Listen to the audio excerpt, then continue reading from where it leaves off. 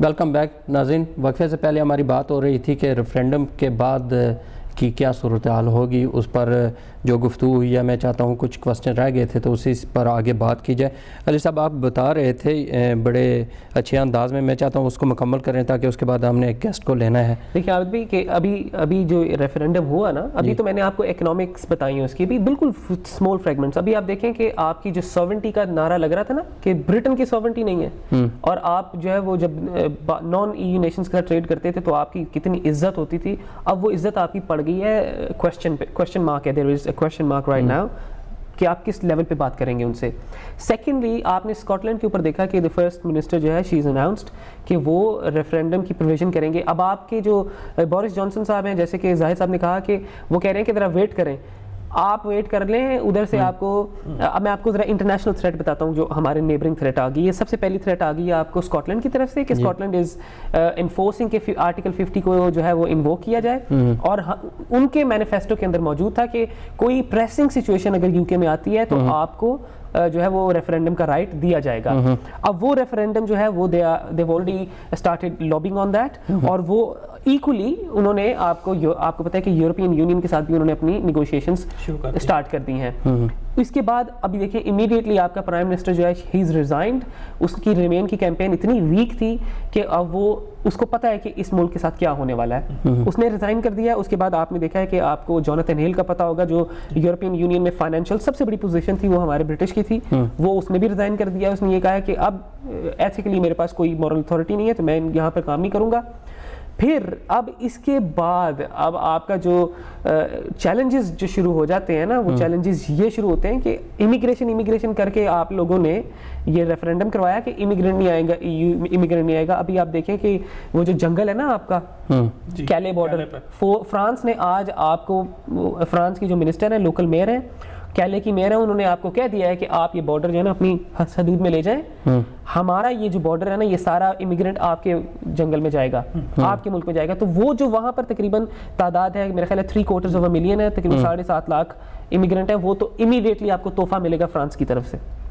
جی ٹھیک ہے, وہ 7.5 لاکھ امیگرینٹ جو ہے نا فرانس کی طرف سے آپ کو تحفہ ملے گا اس ریفرینڈم کا. اس کے بعد آپ کے پاس 2 سال ہیں. اگر یہ آرٹیکل 50 آپ تو کہہ رہے ہیں چلے ٹھنڈا کر کے کھاتے ہیں, نہیں. ای یو نے آلریڈی, جرمنی نے, اینگلا مرکل نے کل ایک جو میٹنگ ہوئی تھی برسلز میں, اس میں انہوں نے یہ کہا ہے کہ ہم اس آرٹیکل 50 کو جلد از جلد انووک کریں تاکہ ہم we need to draw the lines. کہتے ہیں کہ ابھی تو کوئی جو ہے نا یہ اس کی پازیٹیو صورتحال نہیں ہے. اب ظاہر ہے دنیا دیکھ رہی ہوگی, لوگ جوان دیکھ رہے ہوں گے, دا یوتھ از واچنگ, گھبرا گئے ہوں گے, پریشان ہو گئے ہوں گے. ایک کانسولیشن جو اس وقت آپ کے پاس ہے کہ اگر تو اس وقت آپ اپنا پیسہ جو ہے وہ یو کے میں ہی رکھیے. My advice as a citizen and as a Patriot یہ ہے کہ آپ اپنا پیسہ, اپنا ٹریڈ جو ہے ریمین ان دی یو کے. امیڈیٹلی کوئی ایکشن نہ لیں. اینڈ سیکنڈلی آپ کو پتا ہوگا کہ ای یو ڈائریکٹیو ایک چیز ہے جس کی وجہ سے یورپین نیشنز جو ہیں وہ اس ٹریٹی کی وجہ سے یہاں پر ویٹ نہیں پے کرتی. آپ کے پاس ایک کانسولیشن یہ ہے کہ آپ کے پاس اوور 2 ملین آرگنائزیشنز ہیں جو یو کے یورپ سے ہیں جو یہاں ٹریڈ کرتی ہیں لیکن ویٹ نہیں دیتی. تو immediately you can enforce a slip back. وہ کہتے ہیں نا کہ تسی ایک تھپڑ مارو گے تو ایسی بھی ایک تھپڑ ماریں گے, and that weight is immediate enforcement جس کا بل کوئی بنتا ہے 1.2 ٹریلین پاؤنڈ اینیولائزڈ. وہ بھی ایک ہمارے پاس کیش انجیکشن آ جائے گا, وہ تھوڑا سا ریسٹور کرے گا اکانومی کو, لیکن international investor confidence that's a question mark. Zahid sahab یہ علی صاحب نے جس طرح واضح کی ہیں چیزیں, اگر الیکشن سے پہلے اس طرح اگر بتایا دیا جاتا ووٹرز کو تو کیا ہے کو چینجنگ نہ آتی؟ دیکھیں ایک یہی تو ایک ہم بات کرتے ہیں. دیکھیں ویسٹ مڈ لینڈ جو ہے وہ ایک ہاٹ لینڈ تھی لیبر کی, جس میں سے ہمارے ممبران پارلیمنٹ کی اکثریت جو ہے وہ وہاں بیٹھی ہوئی ہے, اور ویسٹ مڈ لینڈ نے ہی جو ہے وہ لیو کا ووٹ دیا ہے. سارے ویسٹ مڈ لینڈ نے, آپ یہاں سے شروع ہو جائیں, برمنگم سے شروع ہو جائیں, واسلز کے لے لیں, وولورہمپٹن کو لے لیں, نوٹنگم کو لے لیں, شیفیلڈ کو لے لیں, یہ سارے ریمین ہے ادھر سے چلتے چلے جائیں. اور یہ سارا تو اس کا مطلب یہ ہے کہ یہ جو لیبر, کیونکہ ذمہ داری اس لیے لیبر کی تھی کہ یہ وہاں کی پبلک کو ریپریزنٹ کر رہے تھے نا جنرل الیکشن کے بعد سے. تو اب اس کا مطلب یہ ہے کہ انہوں نے جو اپنا کیس ہے وہ صحیح طریقے سے پورٹریٹ نہیں کیا along with all facts and figure. اور یہ جو بات ہم بیٹھے اس وقت بھی کہی تھی، دیکھیں کچھ ساری باتیں جذباتی نہیں ہوتی، ہمیں لوگوں کو کنونس کرنا پڑتا ہے، ان کو بتانا پڑتا ہے، اور پھر ٹھیک ہے بات امیگریشن کے حوالے سے جو ہے، اب یہ جو اسکیئر مانگرنگ ہوئی ہے وہاں سے لیو کمپین کی طرف سے، اور صرف 1 پوائنٹ ایجنڈے کے اوپر انہوں نے یہ سارا کیاس کریٹ کر دیا ہے، اور وہ امیگریشن کا ہے. اور کیونکہ میں ہیومن رائٹس اور امیگریشن کا لائر ہوں تو مجھے پتا ہے کہ they cannot control this. یہ جو بھی انہوں نے بات کی ہے کیلس کے حوالے سے، یہ تو ہم عرصے سے یہ ان کو بات کر رہے ہیں کہ بابا don't go on to this that route. آپ نہیں کر سکتے، آپ نہیں کر سکتے. اب دیکھیں یہ ایک تو بات یہ ان کی، آپ کی جو رسپانسبلٹی ہے انڈر جنون کنونشن 1951، اس کو تو نہیں روک سکتے آپ. صحیح ہے، اس کے تحت بھی آپ کو لوگوں کو لانا پڑے گا. پھر جو آپ پوائنٹ بیس سسٹم جو ہے، اور میری یہ پریڈکشن ہے کہ ہو سکتا ہے کہ یہ نیٹ مائگریشن جو ہے انسٹیڈ آف ڈیکریزنگ یہ انکریز کرے. دیکھیں نا، اگر آپ یہ کہتے ہیں کہ آپ لوگ جائیں یورپین جائیں تو پھر obviously لوگ تو چاہیے نا آپ کو کام کرنے کے لیے. صحیح ہے، آسمان سے فرشتوں تے اتر کے تو کام نہیں کرنا. اور آپ اگر وہ نان انیو سے لائیں گے تو وہ تو لائیں گے آپ ان کو. صحیح. پھر آپ ان کو یہ تو نہیں کہہ سکتے ایسا جی آپ آ رہے ہیں تو پھر ہم آپ کے فیملی ممبر کو نہیں آنے دیں گے، ٹھیک ہے، یا پھر ہم آپ کو یہاں پہ سیٹلمنٹ ویزا نہیں دیں گے.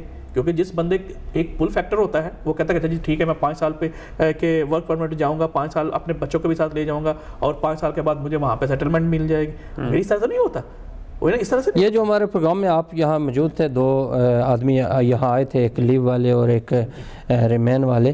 تو لیو والوں نے اس وقت وہ بتا رہے تھے، ہم امیگریشن کے حوالے سے جب بات ہوئی تو انہوں نے کیا بتایا تھا، ذرا تھوڑا اس کو رپیٹ کریں اور پھر بتائیں کہ ان کے جو کیا رزلٹ کیا نکلے گا. ابھی یہ جو میں نے اس وقت بھی یہی بات کی تھی، انہوں نے کہا جی نہیں، بات یہ ہے کہ ہم آسٹریلین اور کینیڈین سٹائل جو ہے وہ ہم پوائنٹ بیس سسٹم جو ہے وہ انٹروڈیوس کرائیں گے، اور ہم یہ جو ہے یہ، اور اس وقت بھی میں نے یہ کہا تھا کہ دیکھیں وہ پوائنٹ بیس سسٹم جو ہے وہ آلریڈی دیئر ہے. ٹھیک ہے، اسی پر بات ہوگی کیونکہ ہمارے ساتھ ہمارے گیسٹ لائن پر موجود ہیں. رضا ہارون صاحب جو PSP پاک سرزمین کے سینٹر مرکزی رہنما ہیں. جناب رضا ہارون صاحب، آپ کو خوش آمدید کہتے ہیں پبلک رائٹس میں. Thank you sir, thank you very much for having me. بہت بہت شکریہ. آپ یہ بتائیں کہ آغاز میں جب مصطفیٰ کمال صاحب نے حق کی صدا بلند کی، نظام کو چیلنج کیا، بے شمار لوگوں کے ضمیر جاگے، آپ نے عہدے چھوڑے اور جوک در جوک مصطفیٰ کمال قافلے میں شامل ہوتے گئے. لیکن جب سے آپ نے پارٹی کا باقاعدہ اعلان کیا، اس کے بعد شمولیت کا سلسلہ سست پڑ گیا. اس کی کیا وجہ ہے؟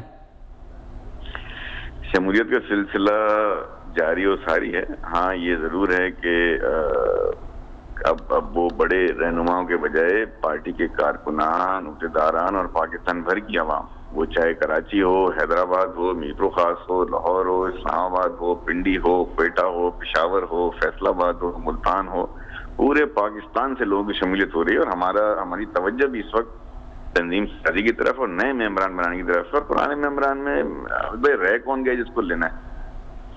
ٹھیک، تو یعنی مزید شامل ہوں گے وہ، لیکن وہ سست رفتاری ہے، وہ سلسلہ جس طرح سپیڈ سے وہ سست رفتاری اصل میں میڈیا کو اس حوالے سے ضرور لگتی ہوگی کہ چونکہ وہ شروع کے دنوں میں ہر ہفتے 2 دفعہ کوئی نہ کوئی شامل ہو رہا تھا، پھر اس کے بعد اب تنظیم سازی کی طرف چلے گئے، تو میڈیا کے حوالے سے ضرور سست رفتاری ہوگی. لیکن اب عوام میں جا چکے ہیں، اور عوام سے بہت بڑی تعداد میں آپ نے دیکھا ہوگا کہ مختلف سیاسی جماعتوں کے رہنما، کارکنان، عہدیداران اور پاکستان کے عوام جو ہیں، خاص طور پہ جو غریب متوسط طبقے کے عوام ہیں، مڈل کلاس عوام ہیں، وہ بڑی تیزی کے ساتھ مصطفیٰ کمال بھائی کے میسج کو نہ صرف ویلکم کر رہے ہیں بلکہ پارٹی میں شامل ہو رہے ہیں. اچھا، آپ آج کل برطانیہ میں ہیں، کیا کوئی پارٹی کا سیٹ اپ کر رہے ہیں؟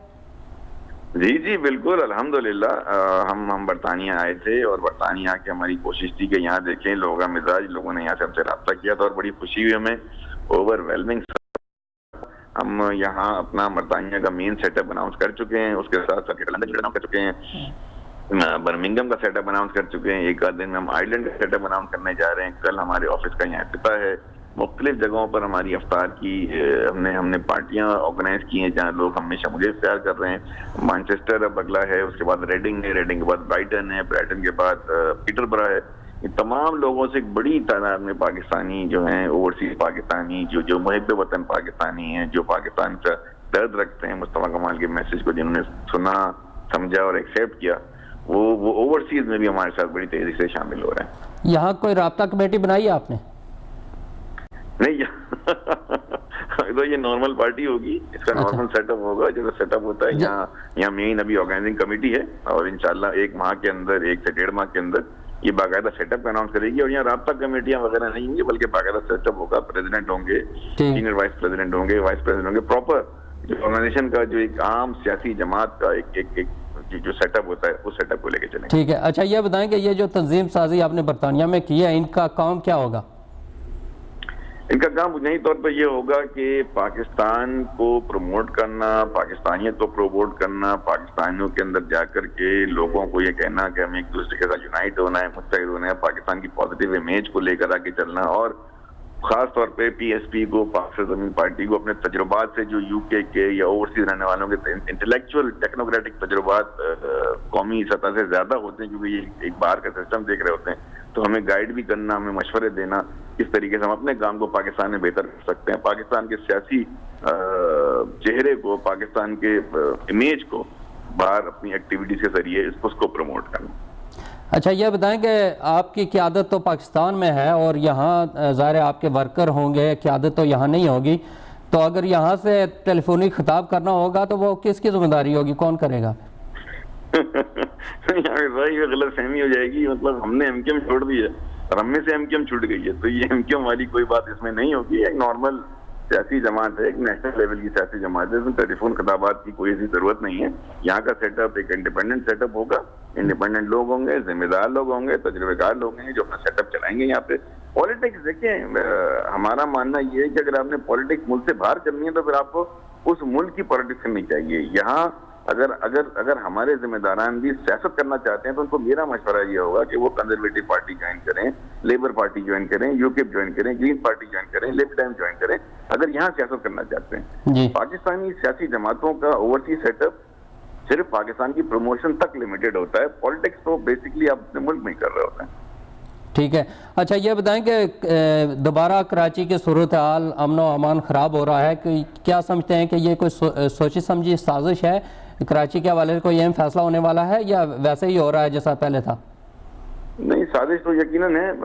ظاہر ہے کہ ایک شہر میں امن و امان بحال ہو گیا تھا, اس کی رونقیں دوبارہ بحال ہو گئی تھی, لوگ گھروں سے باہر نکل رہے تھے, خریداری کر رہے تھے, اپنی لائف انجوائے کر رہے تھے, اور سڈنلی یہ 2 واقعات ہونا آؤٹ آف نو ویئر. دونوں واقعات کا پھر کلیم بھی کوئی نہیں ہے. اگر صرف دہشت گردی کے لیے کری جاتی ہیں, کسی بدلی کی نیت سے کی جاتی ہیں, تو ان کو کوئی نہ کوئی کلیم ضرور کرتا ہے. چونکہ وہ کلیم بھی سامنے نہیں آئے, اور اب گزشتہ 2 روز سے جو خبریں آ رہی ہیں اس سے بھی ایسا لگ رہا ہے کہ یہ کراچی کے امن کو سبوتاژ کرنے کی کوشش تھی. کیونکہ دہشت گرد چاہے وہ ضرب عضب کی مار سے بھاگ رہے ہوں یا کراچی آپریشن سے بھاگ رہے ہوں, اب ظاہر ہے وہ بھاگتے جو کچھ ان کے پاس بچ گیا ہے, جو تھوڑی بہت ان کی کوشش بچ گئی, تو وہ معصوم سافٹ ٹارگٹ کی طرف انہوں نے اپنا رخ کر لیا. اس کا مطلب ہے کہ ان کی قوت دم توڑ رہی ہے. پاکستان کی افواج, رینجر, قانون نافذ کرنے والے ادارے اور وفاقی حکومت میں کسی حد تک اپنے مشن میں کامیاب ہو رہی ہے اور دہشت گردوں کو پیچھے دھکیلنے میں کامیاب ہو رہی ہے. اسی لیے جب وہ سافٹ ٹارگٹ کا انتخاب کرتے ہیں تو پھر یہ بات سمجھ آتی ہے کہ ان کی پہنچ یا ان کی طاقت وہ نہیں رہی جو اس آپریشن کے اور ضرب عضب کے شروع سے پہلے تھی. اچھا یہ بتائیں کہ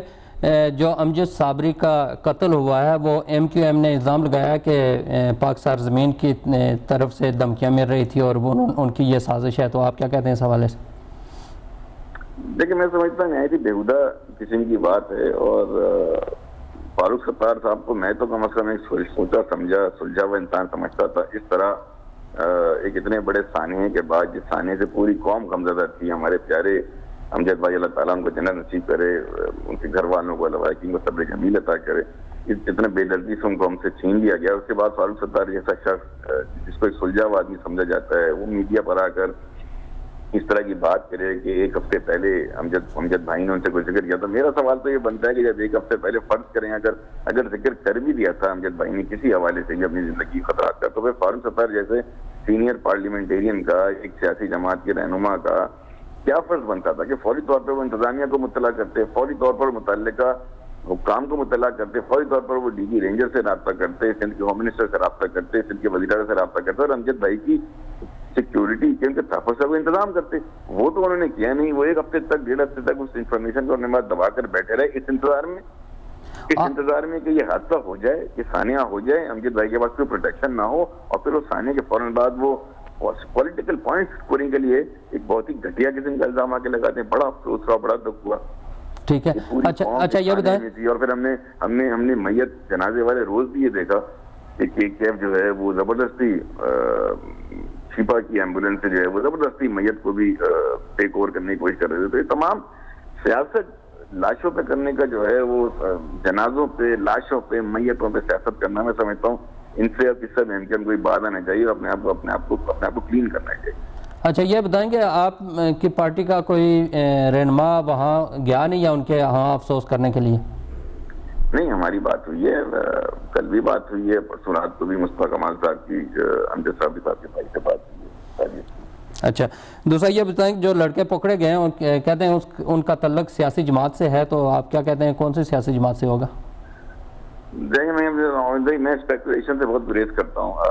اگر ایک تحقیقات ہو رہی ہیں, لائیو ہیں, بہت ارلی ہے, دیکھتے ہیں تحقیقات کس رخ پر جاتی ہیں. اللہ کرے, ہماری دعا ہے, فل سپورٹ ہے, اور ہم چاہتے ہیں کہ امجد بھائی کے قاتلوں کو فوری طور پر گرفتار کیا جائے, ان کے سرپرستوں کو بے نقاب کیا جائے, اور ساتھ ہی ساتھ چیف جسٹس صاحب کے صاحبزادے جو ہیں سویس علی شاہ, ان کی بازیابی کے لیے بھی انتظامات کیے جائیں. تو let the law enforcement agency do the investigation, اور پھر سے جو آؤٹ پٹ آتی ہے اس کو پھر دیکھتے ہیں.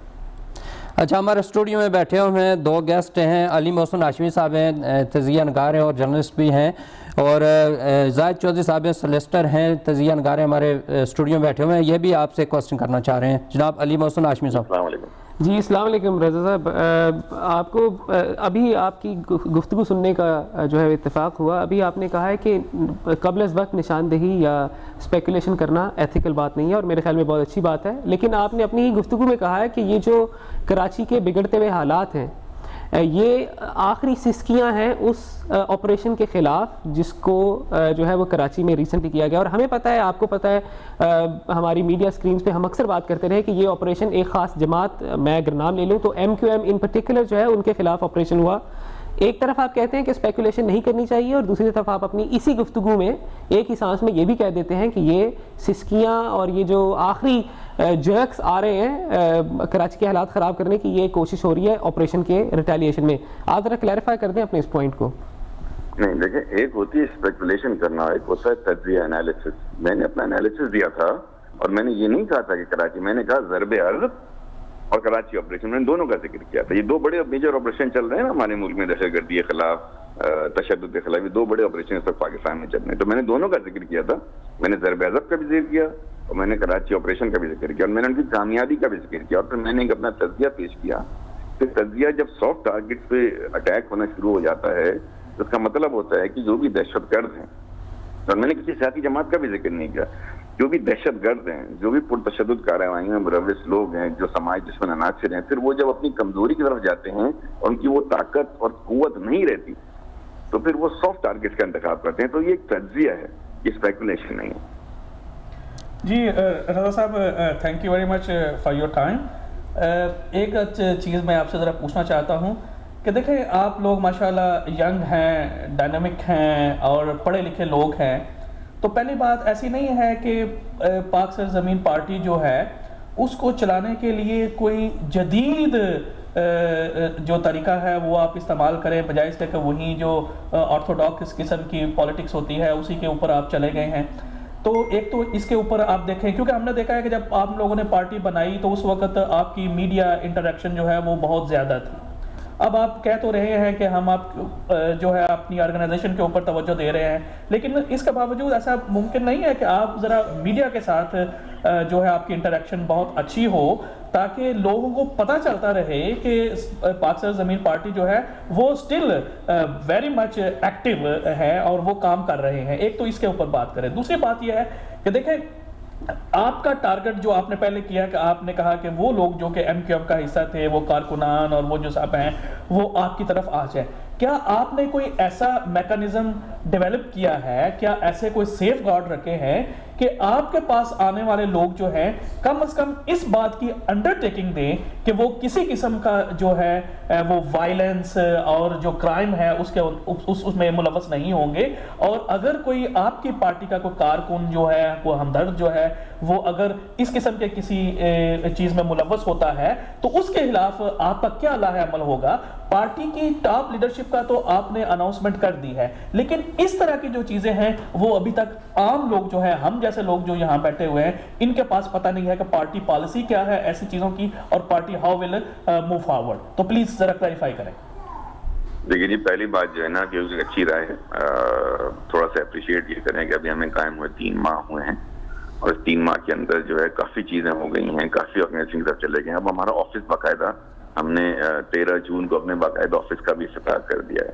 آفس ہونے کے بعد جو ہے وہ باقاعدہ اس میں شعبہ جات ہوں گے، جیسا آپ کو پتا ہے آرگنائزیشن کا سسٹم چلے گا، اس میں پھر میڈیا کا ہمارا سب سے اہم شعبہ ہے. تو ہمیں کچھ وقت اور دیتے ہیں ہماری مشکلات کو سامنے رکھتے ہوئے کہ ہم ایک آرگنائزیشن ایک اناؤنسمنٹ کے بعد ایک 3 مہینے کے آرگنائزیشن پروسیس سے گزرتے ہوئے آپ آفس کی طرف آئیں.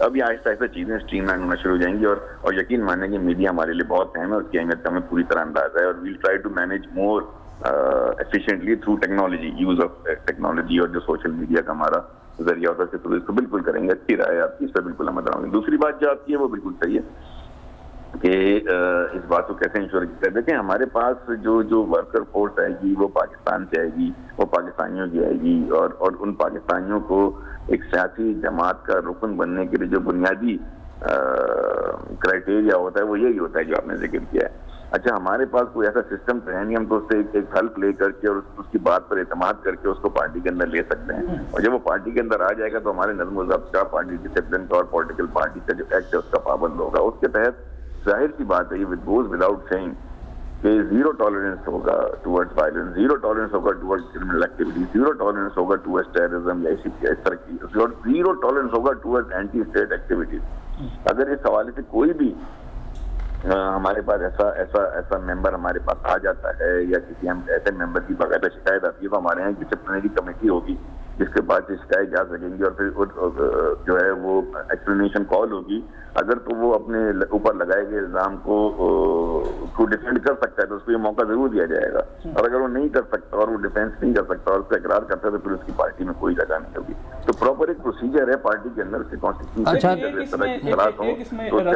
ایکشن ہوگا. ڈسپلنری ایکشن کے بعد جو ہے وہ تعلیمی کارروائی بھی کی جائے گی. اور دیکھیں جو مین کارروائی کرنی ہے کسی بھی کرمنل کے خلاف یا دہشت گرد کے خلاف یا اینٹی سوشل ایلیمنٹ کے خلاف وہ کرنی ہے پاکستان کے قانون نافذ کرنے والے اداروں میں. اگر ان کے پاس جو ثبوت شواہد ہوگا اور اس پہ کارروائی کرتے ہیں. ایک بات ضرور بھائی میری سن لیں. دیکھیں جیسے اب یہاں پہ اگر ہم نے ایک شخص کو جاب بھی دینی ہوتی ہے تو ہم اس کا پچھلا کرمنل ریکارڈ جو ہے وہ چیک کرتے ہیں اور اس کو کہتے ہیں کہ وہ جناب ہمیں ایک سرٹیفکیٹ لا کے دے تاکہ یہ ظاہر ہو کہ وہ اس کا پچھلا جو ہے پاس جو ہے اس میں کسی قسم کی کوئی کرمنالٹی نہیں ہے. ایسا ممکن نہیں ہے. آپ بات کر رہے ہیں دیکھیں پاکستان میں بھی آپ دیکھیں ہم نے کوئی بات پاکستان میں سے نہیں ہے. ہمیں یہ کہا جاتا ہے کہ نہیں پاکستان میں پولیس اسٹیشن سے ہمیں آپ کریکٹر سرٹیفکیٹ لا کے لے کے آئیں. تو کیا ایسا ممکن نہیں ہے کہ آپ کسی بھی شخص کو پارٹی میں لینے سے پہلے کم از کم اس کو یہ کہہ دیں کہ ہاں جی ٹھیک ہے پولیس سے ایک ہمیں یا لا اینڈ انفورسمنٹ ایجنسی سے ہمیں ایک کریکٹر سرٹیفکیٹ لے کے دے جائے کہ آپ جو ہے وہ پریویسلی کسی بھی قسم کی جو ہے کویسچنیبل ایکٹیویٹی میں آپ شامل نہیں. اتنا تو کم از کم آپ جو مین آپ کے پارٹی ممبران ہیں اس کے لیے کر سکتے ہیں. آپ کو تھوڑا سا پاکستان کے کلچر سے اویئرنیس ہونی چاہیے. نمبر 1 بات تو یہ ہے کہ پاکستان میں کوئی کرمنل ریکارڈ بیورو نہیں رہتا یہاں پر ہے نا. ایسا پاکستان میں کوئی سینٹرلائز سسٹم نہیں ہے. نمبر 1 بات ہے. نمبر 2 بات ہے کسی کو تھانے بھیجنا اپنی کسی چوری کے مقدمے کے لیے جو ہے نا وہ لوگ تھانے جاتے ہوئے گھبراتے ہیں کہ اگر ہم تھانے گئے اپنی گھر کی کسی چوری کا یا کسی میٹر کو رپورٹ کرنے کے لیے تو 1500 2000 روپے تو دے کر آنے پڑیں گے مجھے. تو میں تو یہ ایک دھندا بڑھوا دوں گا کہ وہ جو ہے لوگ تھانے سے لے کر آئیں. میں یہ کروں گا میں اپنے آنے والے سے حلف لے سکتا ہوں، اس سے اعتماد کا اظہار کر سکتا ہوں اور اس پہ فوری طور پہ ہر آدمی پہ میں شک نہیں کر سکتا. ہاں اس کے متعلق کوئی اطلاع آئے گی کوئی چیز ہوگی یقیناً اس پر کارروائی. اور جس دن اللہ کرے پاکستان میں بھی جیسا لندن میں UK میں کرمنل ریکارڈ بیورو ہے اس طرح سے اگر کوئی بیورو کام کرنا شروع کر دے گا تو پھر تو ہمارے لیے بہت آسانی ہو جائے گی. صحیح ہے. رضا ارون صاحب ایسے وقت میں جب ہمارے پاس سسٹم نہ ہو آپ خود سمجھ سکتے ہیں پاکستانی کلچر میں کسی کو تھانے بھیجنا اس کا مطلب ہے وہ غریب آدمی جو اس سرٹیفکیٹ کے لیے جو ہے نا وہ 500,000 روپے دے کر آئے گا اور خواہ ایک دھندا لگے گا. پارٹی پے کرے نا اس کے لیے. نہیں وہ سسٹم ہی ایسا ہے وہاں. رضا ہارون صاحب آواز آ رہی ہے میری؟ جی جی. اچھا آپ نے صدارتی نظام کی بات کی ہے اور پچھلے دنوں میں آپ سے ملاقات ہوئی تھی, آپ کہتے تھے کہ صدارتی نظام بہتر ہے. آپ یہ بتائیں کہ صدارتی نظام میں ایسا کون سا کام ہوگا جو موجودہ نظام میں نہیں ہے؟ دیکھیں سب سے ایک بات میں آپ کو بنیادی طور پر بتا دیتا ہوں, ویسے تو بہت ساری خوبیاں ہیں اور ظاہر ہے دونوں سسٹم کی اپنی اپنی خوبیاں ہیں. صدارتی نظام میں جس شخص نے ملک کا سربراہ بننا ہے, انتظامی حکومت چلانا ہے, چیف ایگزیکٹو بننا ہے, اس کو عوام براہ راست منتخب کرتے ہیں. پارلیمانی نظام میں آپ اپنا وزیر اعظم منتخب نہیں کرتے, آپ صرف ایم این اے منتخب کرتے ہیں. پھر ایم این اے کو وزیر اعظم بناتی ہے نیشنل اسمبلی, لہٰذا وہ جو وزیر اعظم ہے اس کے پاس نیشنل اسمبلی کا کانفیڈنس تو ہوتا ہے, عوام سے نہیں ہوتا. ہم چاہتے ہیں کہ پاکستان کا جو حکمراں ہو اس کو پاکستان کے عوام خود منتخب کریں. پھر جب وہ منتخب ہو جائے تو وہ صرف اس بات کا پابند نہ ہو کہ اس نے جی پارلیمنٹ سے ہی وزراء کو لینا ہے, چاہے ان کی اہلیت ہو یا نہ ہو. پریزیڈنشل فارم آف سسٹم میں آپ ایک پریزیڈنٹ کو یا ایک چیف ایگزیکٹو کو براہ راست منتخب کر کے اس کو اختیار دیتے ہیں عوام کہ جی آپ اپنی کیبنٹ لے کر آئیں اور ملک کے عوام اور ملک کے مسائل کا حل کریں. لیکن رضا بھائی یہ ایک منٹ ٹائم کیونکہ ختم ہو گیا ہے. رضا صاحب ایک منٹ کے اندر آپ نے صرف ایک چیز کا جواب دینا ہے کہ پاناما لیکس کے حوالے سے آپ کی پارٹی کی کوئی واضح پالیسی سامنے نہیں آئی؟ نہیں, پاناما لیکس کے حوالے سے ہم نے میجارٹی میں یہ کہا تھا کہ پاناما لیکس کا حل کرنے کے لیے ہم پہلے دن سے ہی کہہ رہے ہیں کہ اگر ہمارے ملک کے ادارے درست ہوتے, ہمارا اسٹیٹ بینک, ہمارا ایف بی آر, ہمارا ایف بی آئی, ہمارا نیب, ہماری پارلیمنٹ اور ہمارا الیکشن کمیشن, اگر یہ ادارے کام کر رہے ہوتے تو یہ مسئلہ جو پاناما لیکس کا تھا یہ کبھی پارلیمنٹ میں یا ٹی او آرز میں یا جوڈیشل کمیشن میں جانا ہی نہیں چاہیے تھا. ہمارے ملک کا جب تک سسٹم ٹھیک نہیں ہوگا ہم ان مسئلوں کو نہیں نپٹ سکتے. اچھا رضا بھائی, میں آپ سے ویسے ہی ایک کہنے کے عاجزانہ سوال ہے کہ آپ یو کے میں آئے ہوئے ہیں, آپ کے ملک کے پرائم منسٹر جو ہیں بیمار ہیں اور آپ کے سابقہ صدر بھی جو ہیں وہ بیمار ہیں, تو آپ ان کی عیادت کے لیے نہیں گئے ابھی تک؟ بہت دعائیں ان کے لیے, بہت دعائیں دونوں کی صحت یابی کے لیے, دونوں کی وطن واپسی کے لیے بہت دعائیں پوری عوام کر رہے ہیں. رضا ہارون صاحب بہت شکریہ, آپ نے ہمارا ساتھ دیا اور ہمارے سوالوں کے جواب بھی دیے. تو انشاءاللہ دوبارہ زندگی رہی, ٹائم رہا تو ناظرین دوبارہ اگلے ہفتے میں نئے مہمانوں نئے موضوع کے ساتھ آپ کی خدمت میں حاضر ہوں گے. اسی کے ساتھ اجازت دیجیے, اللہ حافظ.